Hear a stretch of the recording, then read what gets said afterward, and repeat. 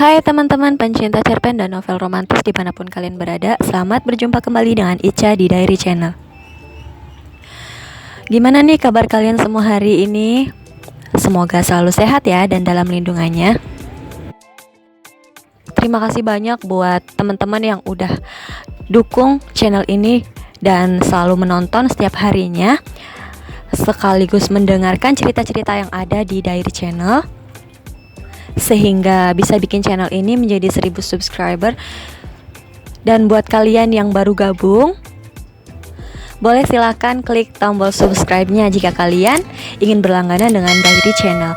Dan kalau misalkan kalian suka dengan video ini, silahkan klik like. Dan jika kalian ingin memberikan komentar terbaik kalian untuk channel ini dan membangun, silahkan komen di kolom komentar. Oke, langsung saja di video kali ini aku pengen ngelanjutin cerita romantis tentang Ami. Nah, di beberapa minggu kemarin aku udah nyeritain di part 1-nya Nah, di video kali ini aku akan lanjutin part 2-nya dari cerita Ami tersebut. Sebelumnya mohon maaf karena di cerita Ami ini saya tidak menginput teksnya dan hanya dengan suaranya saja. Mohon maaf yang sebesar-besarnya. Part 2 dimulai. Check it out.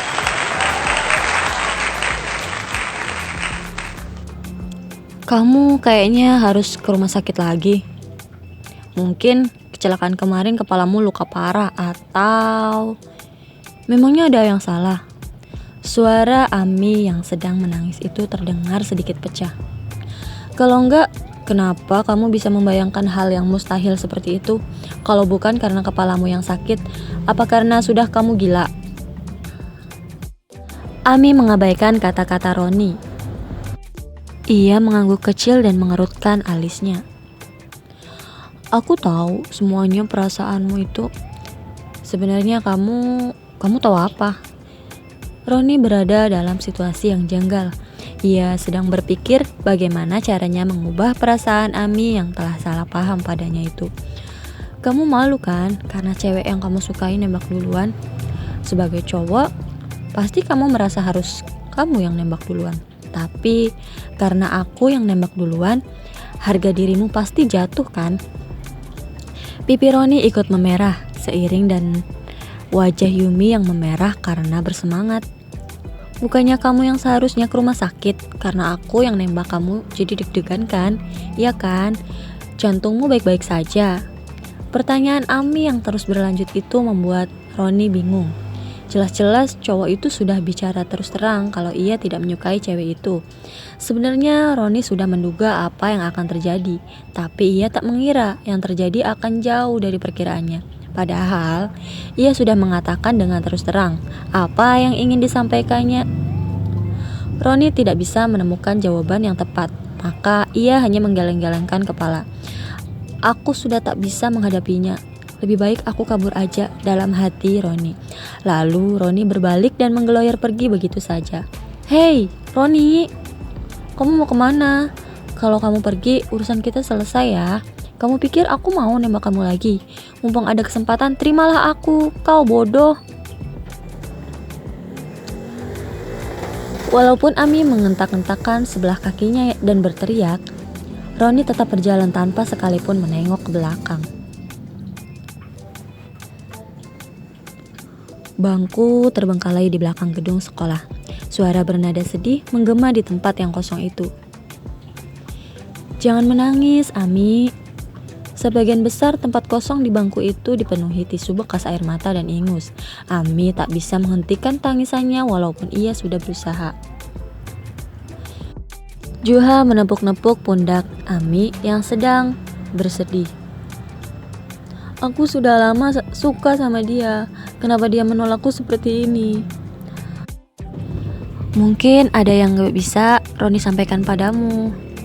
Ada yang gak bisa dia bicarakan? Memangnya apa sih? Saat ini Ami sama sekali tidak ingin dihibur. Tidak, ia bahkan benci kata menghibur. Karena menurutnya saat dihibur ia harus mengakui bahwa ia sudah ditolak Roni. Di dunia ini banyak kok cowok yang lebih baik dari si Roni. Buatku cuma ada Roni. Menyedihkan. Juha kasihan melihat Ami yang masih sesenggukan setelah mengeluarkan semua air mata dan ingusnya. Ia mengelus-ngelus pundak Ami yang masih bergetar. Terus, Roni bilang kamu gak akan pernah jadi pacarnya. Gak mungkin, belum tentu sama sekali, belum pasti. Sepertinya kamu masih belum mau menyerah. Ami mengangguk kuat menandakan itu yang ia pikirkan. Menurutmu gimana? Roni suka sama aku kan? Sudah ada jawaban yang pasti untuk pertanyaan itu, sebuah peraturan tak tertulis di antara para wanita. Kalau dia gak suka padamu, mana mungkin kalian selalu kemana-mana berdua? Betul, kalau dia gak suka aku, kenapa kami berangkat ke sekolah bersama? Kenapa dia selalu menjagaku yang ceroboh ini? Lalu, kenapa seharian ini dia terus-terusan melihatku dengan tatapan seperti itu? Itu namanya hubungan friendzone selama 18 tahun. Hubungan itu harus segera diakhiri atau dimulai. Kalau tidak, jantung Ami yang berdebar saat ini sangat cepat. Mungkin takkan bisa bertahan. Entahlah, dia sudah memintaku menjaga jarak. Dia bilang ada orang yang kusukai. Ami tiba-tiba menirukan ucapan Roni. Benarkah? Roni bilang begitu? Ada cewek yang dia sukai? Siapa? Kamu gak tanya siapa cewek itu? Cowok yang biasanya tak peduli pada makhluk berjenis kelamin cewek itu tiba-tiba bilang ada yang dia sukai. Tidak hanya Ami, Juha pun ikut penasaran hingga membelalakan matanya. Aku bisa menebak siapa orangnya. Ami bicara dengan nada yang dibuat serius. Siapa? Aku. Please deh. Juha yang mendengar satu kata dari mulut Ami itu hanya bisa diam. Selama ini aku cuma menduga-duga. Anak ini sudah gila rupanya. Dalam hati Juha. Tangan Juha yang tadi digunakan untuk menghibur Yumi jadi kehilangan arah dan hanya mengambang di udara. Ami, iya, semangat. Saat itu bel tanda pelajaran dimulai berdentang, menyelamatkan Juha yang sudah tak bisa berkata apa-apa. Juha, tolong rahasiakan kalau aku ditolak oleh Roni ya, oke? Siap. Sekarang lap dulu ingus dan air matamu itu. Juha menepuk-nepuk pundak Ami yang terkulai lemas. Jelas-jelas tadi pagi Ami sudah bilang mau pulang bersama Roni. Tapi saat Ami keluar dari kamar mandi, cowok itu sama sekali tak terlihat jejaknya. Payah deh si Roni. Walaupun perasaannya sudah ditolak dengan dingin oleh Roni, persahabatan mereka yang kuat tentu takkan retak. Meskipun Ami akan selalu merasa agak berdebar dan kikuk, kedekatan mereka akan terus terjalin. Ami yang sudah susah payah berjalan dengan langkah cepat sampai gerbang sekolah, melihat keluar sekolah. Cowok itu tak mungkin pergi jauh dalam waktu singkat. Seperti perkiraannya, belakang tubuh Roni tertangkap oleh mata Ami. Bener kan? Mau berlari sekalipun, kamu ada dalam genggamanku, dalam hati Ami. Kedua sudut bibir Ami terangkat membentuk senyuman. Kalau ingin menyamai langkah Roni yang sangat cepat, Ami harus berlari dari sini. Tapi saat jarak mereka sudah dekat, langkah Ami mulai melambat dan akhirnya berhenti. Hal yang tadi tak terlihat dari jarak jauh mulai terlihat saat Ami mendekat. Ami selalu berpikir dirinya lah yang selalu berada di samping Roni. Maka ia kaget melihat ada orang lain di posisinya itu. Roni. Yumi kira ialah yang dimaksud Roni sebagai orang yang cowok itu sukai.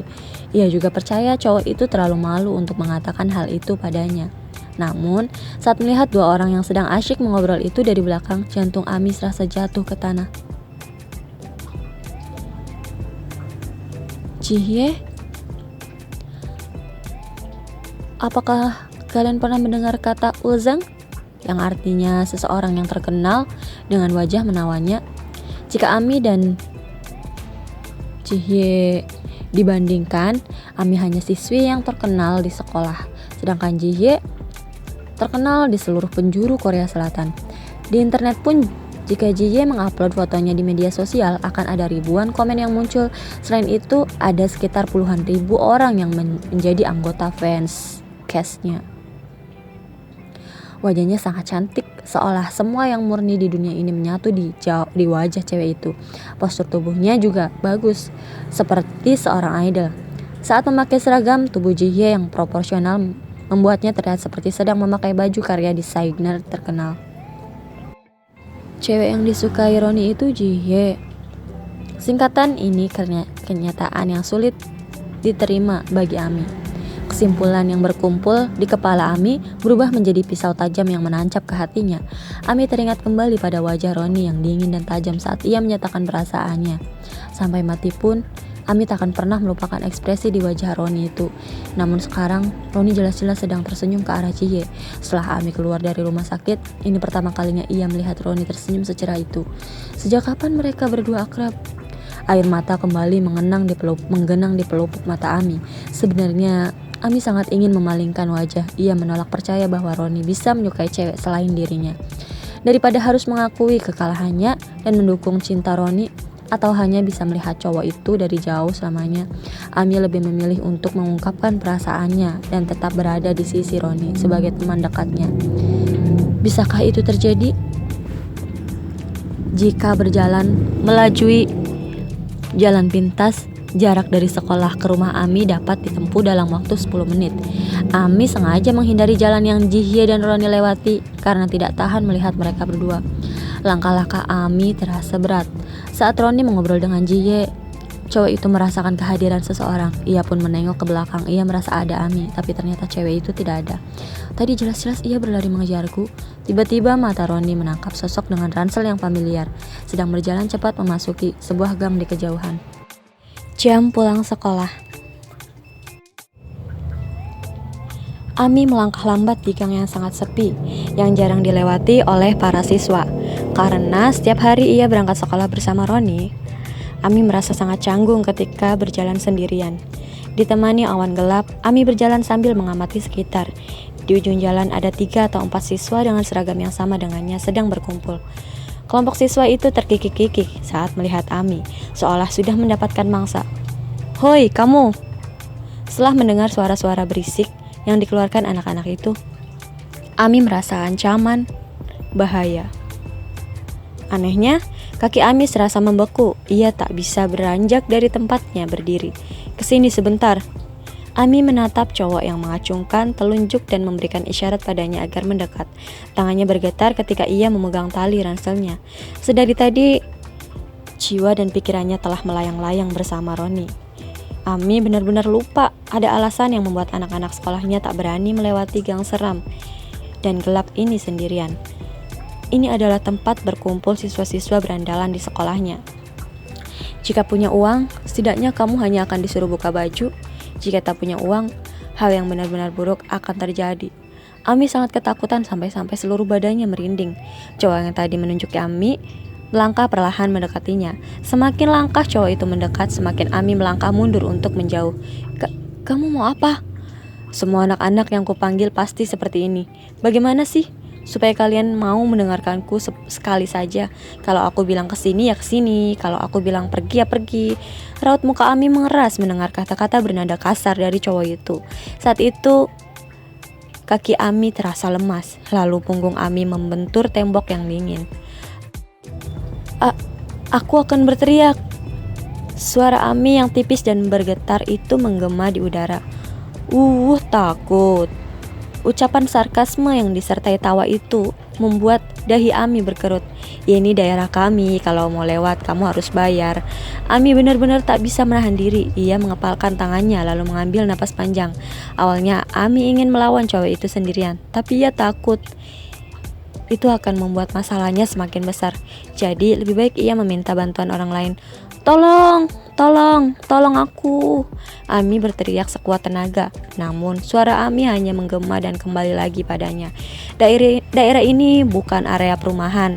Tak terlihat satu orang pun yang akan menolong Ami yang terperangkap di gang sepi. Aduh, aku harus gimana? Otak Ami yang biasanya berfungsi dengan baik saat ingin membuat masalah kini terasa kosong. Ia pernah dengar, konon, saat seseorang berada dalam situasi tak terduga, orang itu tak akan bisa berpikir jernih. Saat Ami benar-benar sedang berada dalam situasi seperti ini, Ami memandang sekilas ujung gang yang terhubung dengan jalan utama. berapa peluang yang dimilikinya untuk bisa mengalahkan mereka dalam lomba lari. Dalam keadaan tenaga terisi penuh saja, Ami termasuk lamban saat berjalan. Kalau ia tetap memaksakan diri berlari dengan tenaga yang tersisa, sudah dapat dipastikan ia akan tertangkap. Gawat, Ami berharap situasi yang tak mengenakan ini hanya ada dalam mimpinya. Walaupun begitu, Ami tetap mau mencoba, siapa tahu ia berhasil melarikan diri. Dengan tekad baja, Ami segera membalikkan badan. Saat ia akan melangkah, tiba-tiba tangan cowok itu menjambak rambutnya. Ah! Yumi gemetar ketakutan. Mau kemana kamu? Bayar dulu kalau mau pergi. Jambakan cowok itu makin terasa, makin kuat, sampai membuat Ami memejamkan mata. Tapi ada yang aneh. Tiba-tiba Ami merasakan rambutnya yang tadi dijambak sudah terlepas, bebas digerakkan seperti biasa. Anehnya lagi, tiba-tiba di depan Ami muncul cowok dengan sebelah mata sipit itu. Bunyi duk terdengar bersamaan dengan erangan pendek dari cowok yang tadi menjambak rambut Ami. Matanya perlahan membesar kebingungan. Tadi kan kamu ngajak aku pulang bareng, kenapa kamu malah jadi pulang duluan? Roni menarik tangan Ami untuk mendekat ke arahnya. Tubuh cewek yang telah kehabisan tenaga itu pun langsung tertarik ke sisi Roni tanpa perlawanan. Lalu Roni memasang tampang datar dan memandangi anak-anak berandal di hadapannya itu satu persatu. Kalian ada masalah apa sama dia? Kata-kata bernada mengancam itu sekejap membuat para berandalan panik. Tak ada yang berani menjawab pertanyaan Roni. Aku tanya, kalian ada masalah apa? Mereka diam bukan karena tak mendengar pertanyaan cowok itu. Roni kembali bertanya pada para berandal yang tiba-tiba jadi pendiam itu. Kamu siapa? Saat itu, pemimpin para berandal itu sudah sadar dari keterkejutannya dan kembali berdiri di depan Roni. Lah, memangnya kamu siapa? Wajah Roni benar-benar datar. Tak ada ekspresi yang terbaca dari wajahnya yang terkesan kuat itu. Bisa-bisanya kamu gak takut padaku. Roni mengabaikan tangan berandal yang terangkat itu lalu menghadapkan tubuhnya ke arah Ami. Ami, aku tadi sempat mampir ke pos polisi dan meminta mereka untuk berpatroli di sekitar sini. Apa jalan ini gak terlalu gelap untukmu? Apa? Air mata tiba-tiba menggenang di mata Ami. Di sini sering terjadi perampokan, makanya polisi sedang mencari pelakunya. Iya, itu mereka datang. Gerombolan berandalan yang merasa bersalah itu mulai mundur saat mendengar perkataan Roni. Lalu mereka berbalik dan kabur kembali segala arah, berusaha melarikan diri. Para berandal itu tak tahu kalau Roni hanya mengarang-arang cerita. Bodoh. Roni mengamati para berandal itu sampai mereka benar-benar menghilang. Kemudian, tatapan bola mata Roni yang hitam kembali tertuju pada Ami. Cewek itu gemetar ketakutan, terlihat seperti anak anjing yang sedang basah walau tidak kehujanan. Aku menunggumu di depan gang. Nada bicara Roni terdengar lebih tenang dibandingkan tadi. Sekarang, setelah terbebas dari bahaya, Ami merasa lebih tenang. Tadi kamu bilang mau aku tunggu, yang barusan itu bahaya tahu. Roni mengomeli Ami seperti memarahi anak kecil yang tiba-tiba menghilang tanpa minta izin kepadanya. Ami yang menurunkan bahunya karena lega mengangkat wajahnya dan memandang Roni. Tiba-tiba air mata yang menumpuk di mata Ami mulai mengalir deras, seperti badai besar yang tiba-tiba kembali. Kaki Ami yang lemas tak mampu menopang dirinya. Akhirnya cewek itu terduduk di tanah. Segera setelah perasaan terancam dan takut yang ia rasakan menghilang, perasaan sedih kembali memenuhi hati Ami. Ia kembali teringat pada wajah Roni yang tersenyum saat mengobrol dengan Jihye. Padahal tadi Ami sengaja mundur untuk menghindari cowok itu karena takut bertemu dengannya dalam perjalanan pulang. Itu tak bisa disebut kebetulan, tapi itu juga tak bisa disimpulkan sebagai takdir. Ini semua gara-gara kamu cowok yang menyebalkan. Ami melampiaskan kekesalannya pada Roni dalam derai air mata. Dari kecil, Roni memang selalu seperti itu. Setiap Ami terkena masalah, ia selalu datang menolong cewek itu, seperti ksatria yang keren. Apa semua situasi yang seperti drama ini hanya khayalanku? Apa selama ini aku salah paham? Bahu Ami yang tiba-tiba terduduk itu sedikit bergetar. Ami sungguh tak rela jika Roni diambil Jihye. Ia ingin Roni selalu berada di sampingnya seperti saat ini. Ia juga berharap nantinya kapanpun dan bagaimanapun cowok itu bisa terus menolongnya ketika ia terkena masalah. Ami mengangkat matanya yang dibasahi air mata dan menatap Roni. Bisa gak sih kamu suka sama aku? Tatapan Ami yang meminta Roni untuk mempertimbangkan pertanyaan sukanya terlihat tulus, sehingga cowok itu tak bisa mengabaikannya. Menolak perasaan orang yang menyukainya juga bukan perkara mudah bagi Roni, namun ia tahu tidak membalas perasaan orang lain itu sama sakitnya dengan perasaan orang yang ditolak. Setelah mencoba, siapa tahu kamu bisa suka padaku. Walau begitu, sekali tidak tetap tidak. Tidak bisa. Ami kembali bertanya pada Roni yang sedari tadi tidak menjawabnya, namun akhirnya cowok itu menjawab dengan dingin, "Jangan paksa aku." Ami tahu sepertinya ia memang tak bisa masuk ke hati Roni yang tertutup rapat untuknya. Ami tak mampu menatap Roni lagi. Ia mengarahkan pandangannya ke bawah karena sangat malu. Ia sampai tak bisa mendebat dengan cowok itu. Ia tak menduga akan ditolak berkali-kali oleh satu orang. "Lihat saja, aku akan membalas rasa maluku hari ini dengan membuatmu membalas perasaan cintaku nanti." Ami kembali berjanji pada diri sendiri. Roni yang tak bisa membalas tatapan cewek itu hanya memandangi Ami yang menduduk. Keesokan harinya, Ami mempercepat langkahnya untuk mengejar langkah Roni yang berjalan secepat kilat. "Tunggu aku."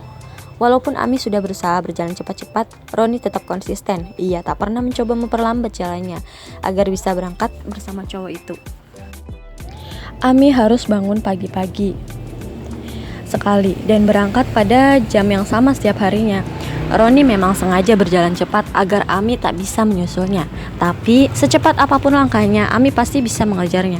Entah kenapa suara Ami yang biasanya selalu mengoceh tak keruan di belakang Roni, walaupun cowok itu sudah sama sekali tidak mempedulikannya, menghilang. Roni segera menengok ke belakang dan mencari-cari. Kemana dia? Roni memutar tubuhnya untuk mencari Ami yang tiba-tiba menghilang. Saat itu Ami yang terjatuh di jalan berteriak, "Ah!" Waktunya benar-benar pas. Roni mengarahkan pandangannya ke bawah dengan tampang lucu. "Kamu sedang apa?" "Roni, aku terluka, tolong bantu aku." Dari lahir, seorang pria merasa punya tanggung jawab untuk melindungi wanita. Namanya insting untuk melindungi. Sekarang, Ami sengaja ingin memanfaatkan insting itu. Berjalan dengan cepat untuk menyamakan langkahnya dengan Roni. Memang terasa berlebihan dan cukup sulit, tapi itu pilihan Ami.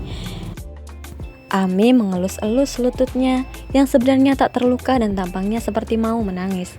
Roni memandangi Ami dengan kasihan. Ada-ada saja. Suara cowok yang bernada rendah itu terdengar dingin.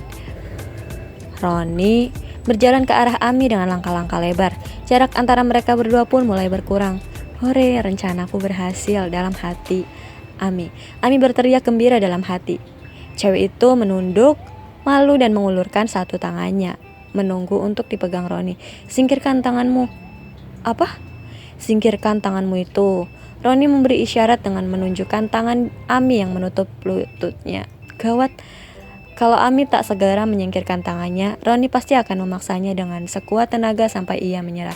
Jadi cewek itu akhirnya menyingkirkan tangan yang ada di atas lututnya dengan hati-hati. Saat terlihat satu luka pun pada lutut yang halus itu, Roni hanya tertawa seperti sudah menduganya. "Kamu benar-benar keterlaluan ya." Ami berusaha bangkit untuk mengejar Roni yang sudah beranjak meninggalkannya. Saat akan berdiri, tubuh Ami terasa seperti kehilangan kendali. Cewek itu malah ambruk ke tanah. Ami mengerutkan kening dan memegang kepalanya yang terasa sakit. "Apa aku darah rendah?" Ami tak memiliki cukup tenaga untuk memanggil Roni yang sudah pergi jauh. Cewek itu merasa sangat pusing hingga mual. Ami kemudian memejamkan mata dan mengatur napasnya. Setiap kali Ami menghembuskan napas, udara di sekitarnya jadi hangat. Setelah merasa lebih baik, Ami perlahan-lahan membuka kelopak matanya yang sedikit gemetar. Saat matanya terbuka, cewek itu langsung melihat sepatu putih bersih tanpa noda yang mewakili karakter pemiliknya yang cinta kebersihan. Part 2 selesai.